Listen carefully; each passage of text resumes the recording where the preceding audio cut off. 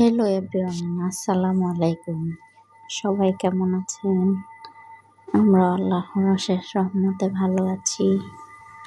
আজকে আমি দেখাবো আপনাদের নর্মাল একটা চিকেন, যেটা খুব সহজে বাচ্চাদের খাওয়াতে পারবেন।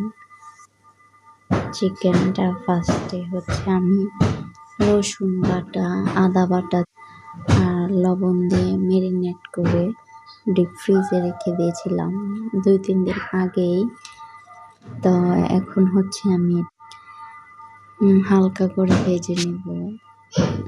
বেশি সময় লাগবে না, যেহেতু 2-3 দিন আগে ডিপ ফ্রিজে রেখে দিয়েছিলাম।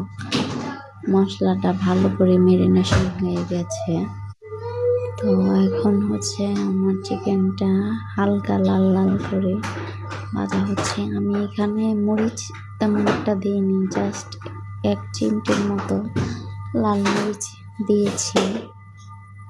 টানটানান, এই তো আমার চিকেন রেডি।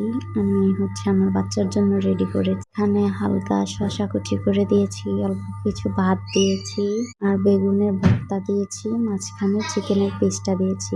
ধন্যবাদ, টাটা, আসসালামু আলাইকুম।